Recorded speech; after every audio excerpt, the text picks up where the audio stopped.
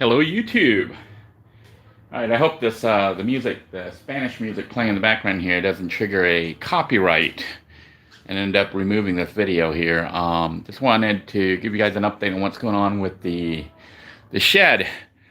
The house hasn't changed much. You can see it's still kind of a, I don't know if you can see in there, but I still have the cardboard laying out because it's a mess. It's really messy in there right now, but I did do the cabinets. But let me go ahead and show the shed though while we're in here. But as you can see, I got the roof up for the shed. The rafters are up. Basically reproduced what was here before. I need to finish the part on the outside that has these little parts that extend out from the roof, the overhanging thingy. So that's what I'm going to try to work on today, is finishing it out there, doing the part that sticks out before I put the actual roof up. You can see I do have tarps that I put up along the top, and right now I've been trying to remove all the water that had leaked through. Kind of remind me of my hut days with water coming in, but you can see there's like pools. I'm going to try to do this here one-handed. Pools of water up here, and you can see I kind of just shove it in it. I don't know if you can see the water running there, but water sits up there and collects. And you can see it kind of fell out here, but so I'm in process of just dumping this water. But that's how much, it's been like raining like pretty much every day. So like when I get home from work, sometimes I only had like maybe a couple hours, to work before the rain. You can see the water running there. I don't know if you can hear it. But this so reminds me of when I was living in the little yurt I built. Remember the Dollar Tree yurt with the tarp? That's what's happening. But this is obviously stronger. It has the 6, I think these are like 5.5, 6-inch beams. And then I did use 2x4s to go crosswise. I think I made it even stronger than originally. Originally, it didn't have as many cross beams going across like that. I did go all the way across, and everything's tied down for hurricanes and whatnot. Reproduced what was here, but made it stronger where I could. Just need to put the parts outside. The bad thing is, like, you have to do this like one day, one swoop, because when I remove the tarp, if it rains again, everything gets wet again. In the few days where the wood was actually exposed to the rain, mold and mildew started to form. That's how fast that stuff grows. So I basically have just covered all this up. I had to nail everything down. It's not just throwing it up there. You have to like secure it, beams, and nail everything down. And when I get ready to do the actual roof itself, I'm gonna have to undo everything, unnail everything, remove it all, and then try to do this in one fell swoop without the rain, praying that no rain comes in the middle of the actual roofing. But yeah, I pretty much replaced everything other than this beam here and the sidewall. I'm going to be using this portion here as a template to make it, hopefully matched it up to the other side. So I'll be making a template from this wood here. Probably use cardboard or something to make a template to put on the other side. But I did replace, like, they had the bottom board there that connects. I'm learning a lot more about roof construction from all this. I'm having to replace this roof here, but I replaced all of these. It had like little bolts up there. I don't know if you can see it, but they were kind of a pain in the butt because they were all rusted through, but we were able to get them loose with WD-40. So basically you have the cement, and then they put a bolt with a screw through it, and they put concrete in it, to hold it down, and then you drill a hole through the wood, and they put a giant bolt to hold it down, and that's what you use to nail, the beams and stuff to get the cross members. So I basically did like a couple beams every day, one, and that's why I wasn't filming, because I was like rushing to beat the rain, and I would try to finish it and secure it, and it got complicated because water would come in when it rained, and I would cover it with a tarp and try to secure it, and then when I had to go work on it again, I had to undo all that work again. So that's how I've been functioning for the last week and a half or so. And this weekend, according to the weather forecast, it's supposed to not rain. So You can see water is still leaking through here. I'm getting, because one tarp wasn't enough to go across. So, and I did push all that water out from here. It was like a swimming pool in here. You know, it's like all this water was collecting in here on this floor. So I was able to sweep it up, and we'll clear it out. This is pretty much the laundry room where the laundry stuff goes. Probably gonna end up putting a washer dryer in here. Might turn this into another room. It's like, it's really nice out here. This might be the best room in the whole house. Because it's got concrete walls, concrete floor, and a brand new roof. And, you know, it's not built with that flimsy wood that they did with the mobile home. So, you know, I know how strong this is, because I was one who replaced everything. So, you know, it's actually pretty cool. But the one thing it's missing is it doesn't have a lot of outlets. So I did remove the old light bulb. I don't know if you can see the cabling there. I kept the wiring, but it had a light bulb with a switch, you know, because of this switch here. So I kept that, and the plan will be to put a ceiling fan. So I'm planning on running a ceiling fan with the light. So I have a light and a ceiling fan. The issue is if we were going to turn this into like a little tiny house or something, which is a potential. You know, it's missing a bathroom. It's also missing more electrical outlets. But the main what do they call this? Electrical panel, which is a mess here. And then you can see water is collected there, and there's lizard under there. Lizards everywhere in here.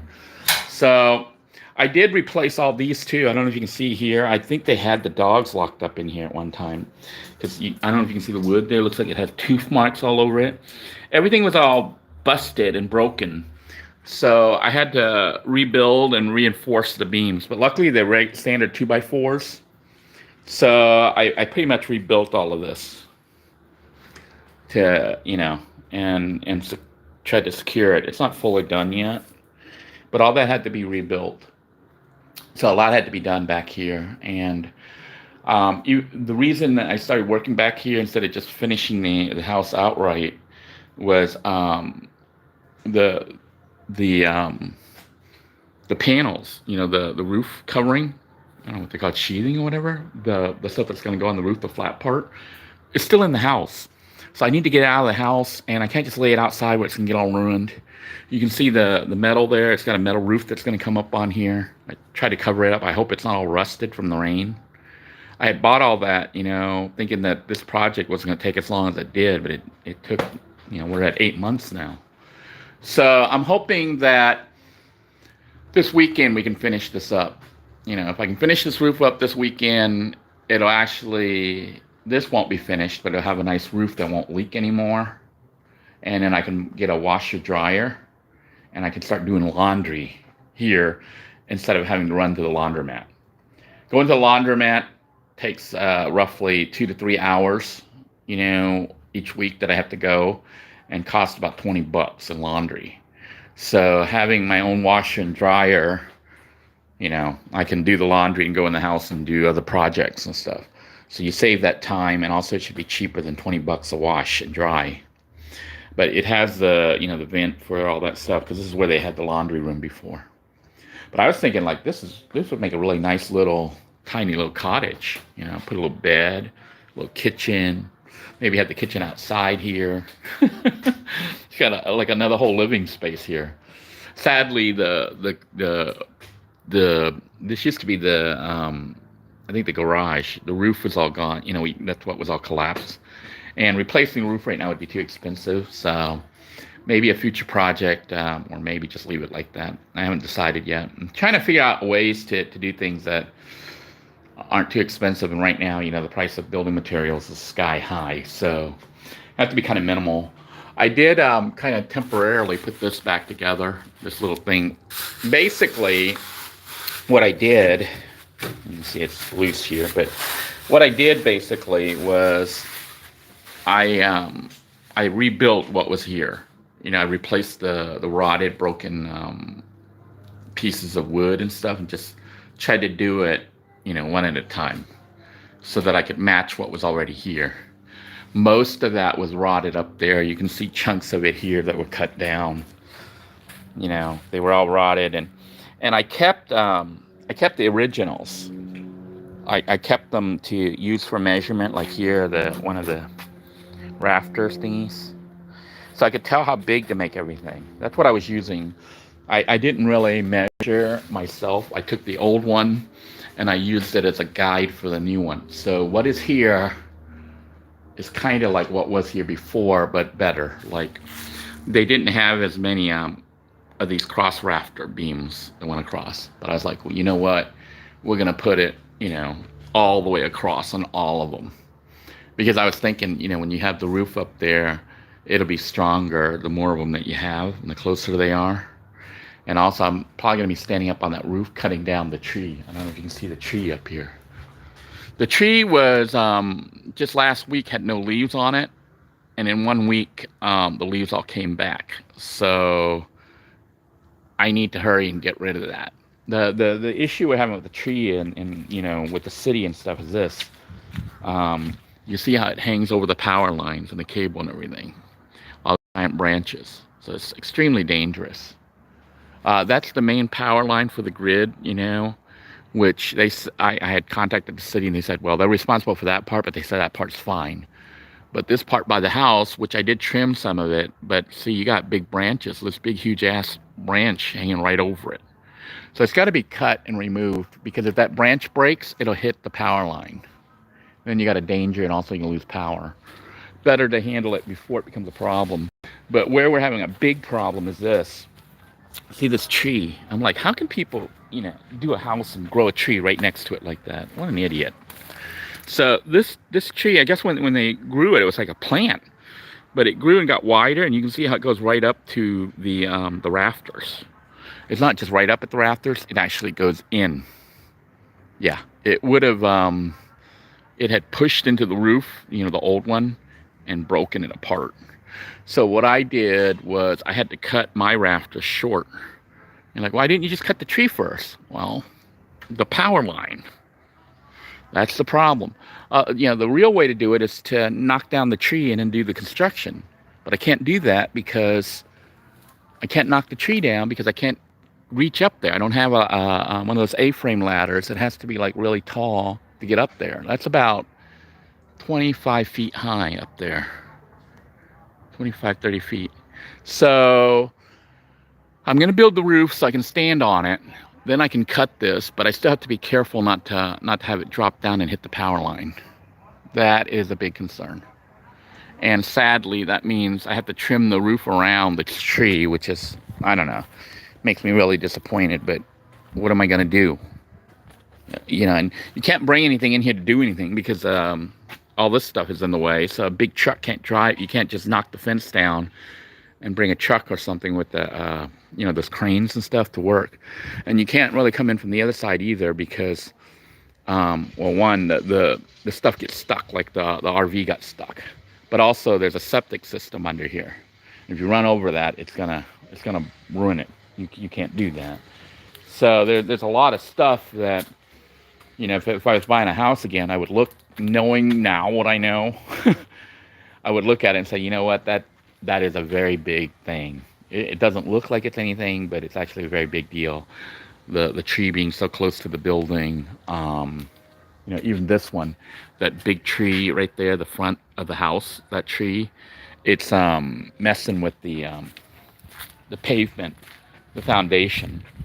Now the foundation, it's messing with it for the front patio area, but you can see how it's lifted up here. It's lifted it up and cracked it. It's about probably about 2-3 inches up above the ground, and you can see it bent up the I don't know if you can see the frame for the patio. It's all bent. So what I'm probably gonna have to do is bust this part up and have to crack all this pavement, crack it up and redo cement or something. But you can see it did that, and it lifted it over here.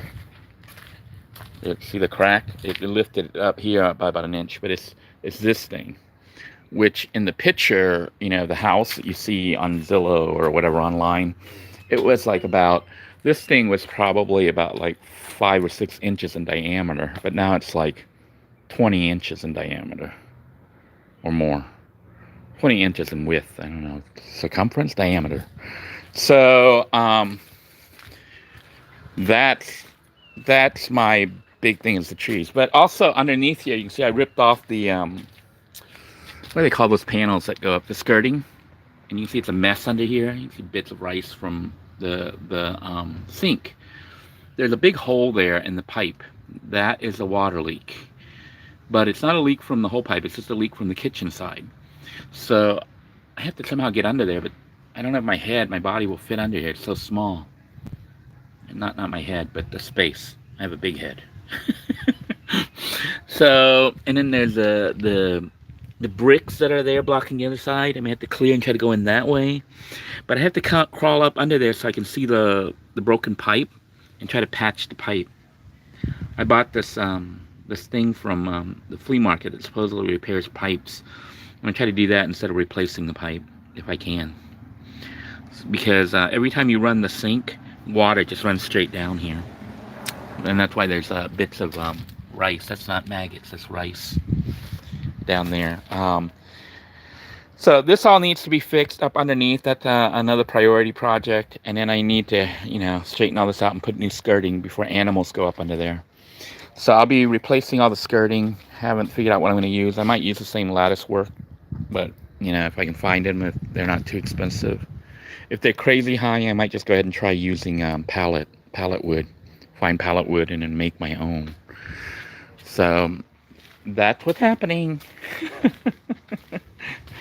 at all this stuff. This was dirt and stuff that and leaves and stuff from the broken branches that had blown down in here. But yeah, this ended up this little shed here is actually about the size of a little bit smaller than Hut 2.0. Do you remember the Hut 2.0 in the woods? That's what I feel like when I'm in here.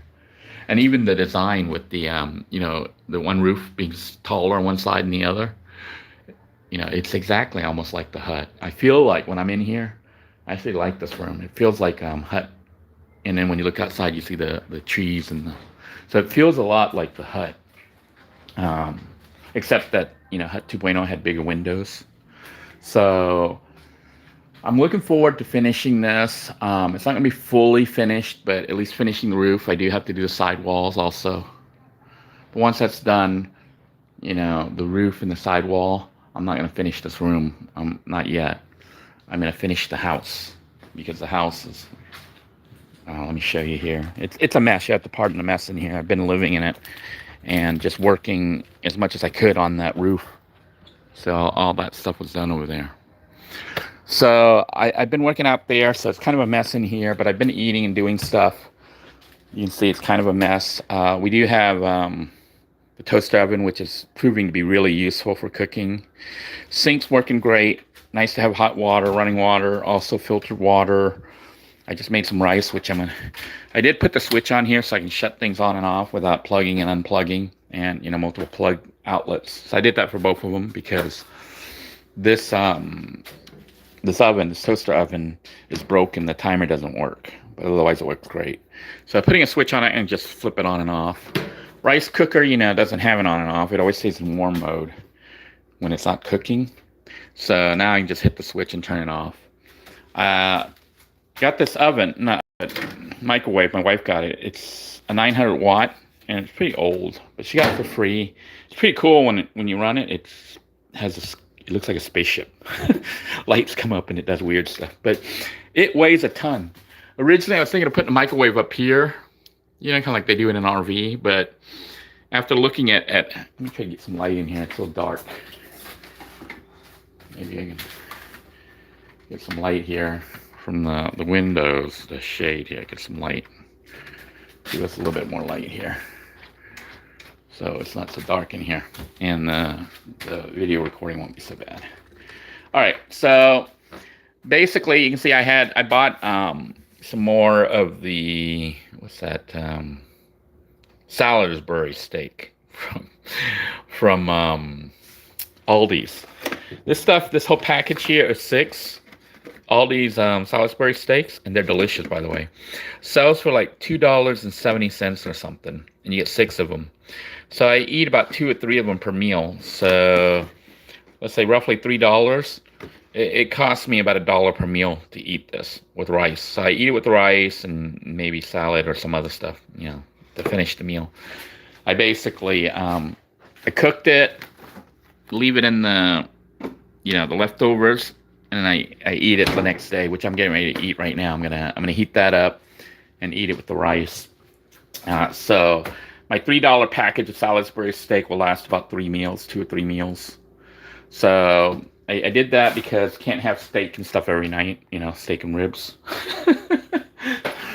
But I did. You know what's neat is that sauce, their gravy sauce. I'm gonna save that because I can get the hamburger patties. I bought like hamburger patties from there. You can see it's nice to have a full-size refrigerator with lots of food storage, frozen veggies, lots of meat from Thrifty, ice cream, and pizza from. I've actually been trying to buy more stuff from Aldi's and Thrifty than Walmart, because Walmart prices are no longer that low. When they've been jacking up the price even for the Great Value. Like it seems like the generic brand, which is the Great Value brand, and the Aldi's brand. The Aldi's tends to taste a little bit better, but it's cheaper than the Walmart Great Value brand. So I've been shopping more and more at Aldi's because distance-wise, they're both about the same distance. There's 2 Walmarts nearby here and also 2 Aldi's right near the Walmart. It's like they're competing head-to-head. And the Aldi's has better prices on a lot of stuff. So I'm starting to shift my shopping to Aldi's kind of because I'm pissed off at Walmart. I'm pissed off that they've been jacking the prices up, and they're still not hiring their employees full time. They're still mistreating the workers. They start them off at a little bit more, but I saw around here they're still only starting them off at like $12 an hour or something for a cashier. For their they call them sales associates or whatever. But they start them off at $12, which is more than they used to. They used to start them off at $9 in this area before the COVID. But now they're starting off at $12, which still isn't enough when you're looking at gas prices. Gas prices around here have started to drop over the last couple of days. I think they've gone down about 15 or 20, 25 cents. So it is dropping probably because they're pumping more gas locally, or they're somehow doing something to try to offset the price so that the American public doesn't get too pissed off. Because when you start hitting the gas, it has like a domino effect, because now people can't do anything, they can't go anywhere, they don't go out as much, they don't buy as much, the economy starts to slump. So they started, I've noticed, I started seeing several gas stations that used to sell gas here for about $4.39, $4.33. They're now $3.99, like the Walmart. It was $3.99 instead of $4.33 the other day. It was like one day and it dropped 33 cents. So I don't know how they managed to drop it that fast, but they did. I just got gas the other day for like I think it's $3.99, $3.89. So it's dropping, which is good. Anyhow, I'm gonna go ahead and wrap up, cook up my food, eat, and then try to work on the roofing. Because I got to get rid of all that wood, all this crap that's still here.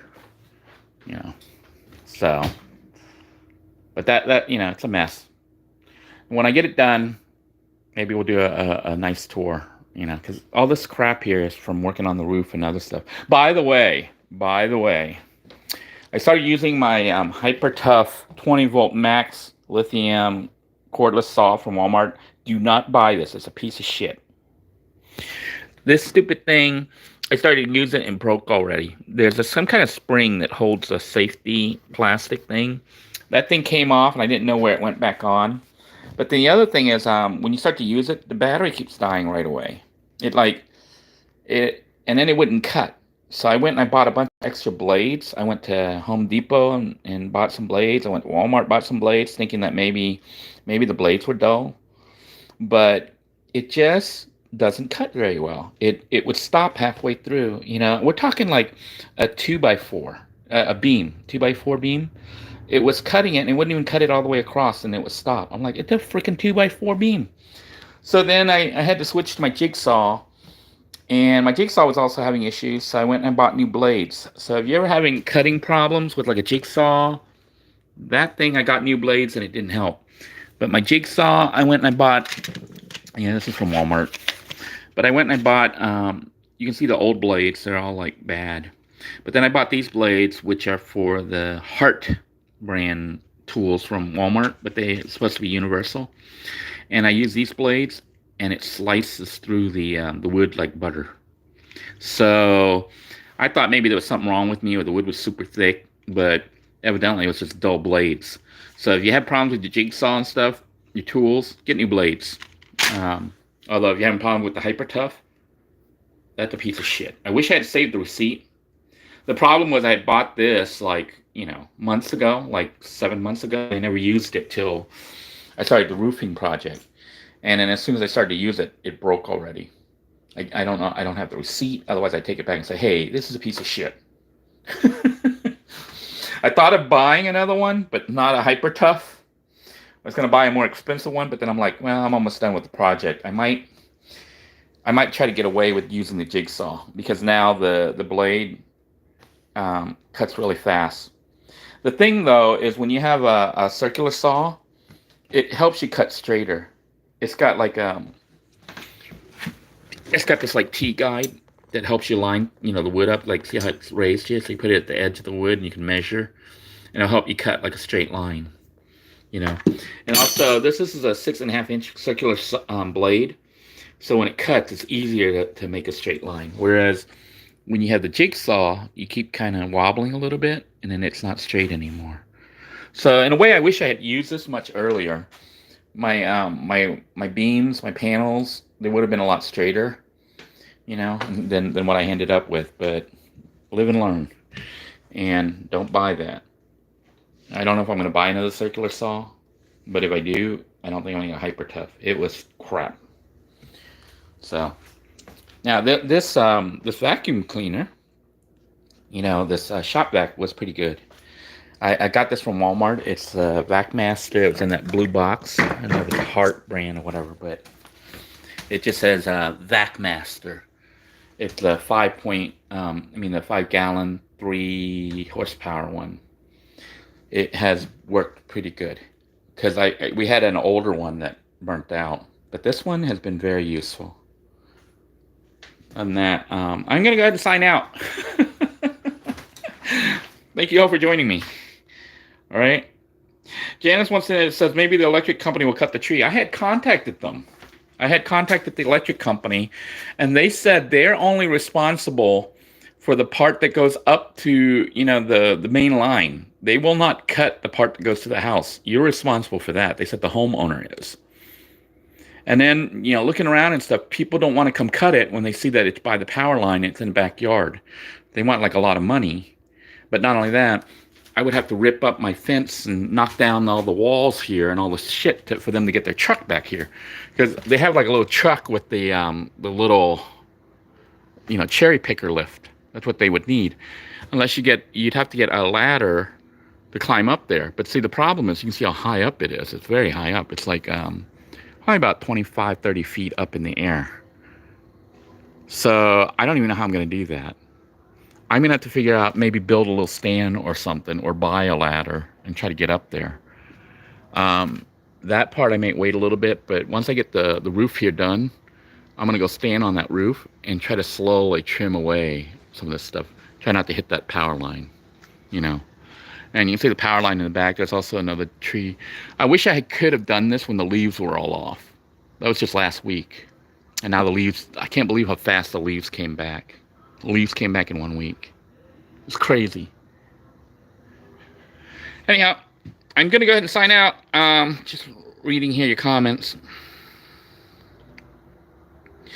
Janet says she was researching, and they said don't buy the stuff at Walmart. Go with Ryobi. They have drills. Ryobi is very good. They're very expensive. Ryobi, you can get them at Home Depot. They're super expensive. Now, I've seen some Ryobi tools at Goodwill. The problem I have with the ones that they have at Goodwill, one, you don't know if they work or don't work. Two, they never have the whole thing. They have the tool, but no battery packs and no chargers. So if you get them, where you gonna get the battery pack and charger? And if you have to buy them secondhand, off the internet or whatever, they're probably gonna, by the time you pay for that, it's gonna cost the same as buying it brand new. The second thing I've noticed at Goodwill, if you've not been there lately, they have been jacking their prices way up to the point I'm like, this is ridiculous. The price of items at Goodwill now cost almost as much as brand new retail. Don't believe me? Go look. Like they'll have this microwave here, and they'll sell it for $59. I'm like, are you kidding me? I can get it at Walmart, a newer model. This one's ancient. The Sunbeam. I don't even think that company's around anymore, but it weighs a ton. But you can get a new model at Walmart for about $49, $59. And they're selling them for $49. I think the cheapest I see them for is like $29. And you're like, well, that's still pretty reasonable. Not when there's no warranty on it and it's an ancient model. They used to sell them, because I used to go look a lot at, Goodwill. They used to sell these things for like $9 or so at Goodwill. But now they're like, the lowest I've seen them is $29. Even their shirts and stuff that they used to sell for $3, they now want $6 or $8. The shoes, they're wanting like $20 to $30. They've been jacking it. This is used stuff. And some of it's like broken and ripped. So I don't know. Goodwill is, and then certain things at Goodwill, they do price still reasonably, but like the art, I've seen some art there that they're still selling for like $10, $15. And when you look online, that same piece of art sells for $200. So they haven't figured that out yet. But things like clothing and shoes and even furniture, like this is all my furniture here. My wife was able to get for free, I think, from either her church or her boss or whoever. They were getting rid of stuff. So it's not the newest, but it's all free. Can't complain. Even the bar stools are free. So all our furniture almost, pretty much is free. But Goodwill will sell a set like this, looking like this, which is like not that good looking. Goodwill will try to sell this for like $200 or some ridiculous amount. I'm like, you're kidding me. You're kidding me. So yeah, go to Goodwill and get a sticker shock and say, man, I cannot believe this. But that's what's happening right now. Yeah, Janet says thrifty stores aren't thrifty anymore. No, they're not. So you gotta learn to recycle, maybe patch your old clothes and whatnot instead of always get new ones. I mean, it is still cheaper than buying them new clothes. You can at least see, that if there's anything wrong with it or not. But honestly, they're not. Goodwill's not as good a deal as it used to be. Maybe the flea market. I don't know. But, I went to the flea market last week, and I think I discussed in my other video, they jacked up all the prices of everything at the flea market. I go into there's this like Chinese store that sells all the Chinese stuff. They didn't re-import the stuff. This is the same stuff that's been sitting there for 10 years. But suddenly the price went up. I'm like, so you jacked up the price of all this stuff, even though it didn't add any additional cost for you to have it here. It was already here. You just went through and put a new sticker on it, raising the price up by about like 40%. That's what they did. Stuff that used to be $1 is like $1.50, $1.40 or something. I'm like, you're kidding me. You just jacked. But it wasn't just them. Every vendor was doing it. I'm like, you guys already had this stock sitting here. This is the flea market. I don't know. I guess they're jacking it up because their cost in gas to get to work is more expensive. I'm going to go ahead and sign out. Thank you all for tuning in. If you haven't done so, and you can, give the video a thumbs up. I don't know if I'm going to be broadcasting as much as while I work on the roof, because I'm in a rush to get it done. And I do want to try to get the house done. I will probably do at least a final tour of the house. I don't know if I'm going to film everything, because I'm looking at the number of views and stuff, and we're not getting too many views on these videos, other than just letting you guys see the updates. I'm kind of focusing on what kind of videos I need to do if I want to be able to retire and have YouTube as a secondary income. So I'm starting to actually look at the analytics and the numbers, and maybe do a video on that for those of you who are interested in learning about this stuff. So you can follow along with me to see if my goal actually comes to fruition, which is to turn YouTube into a part-time job that generates enough money, enough income for me to basically retire and travel the world, That's the hope.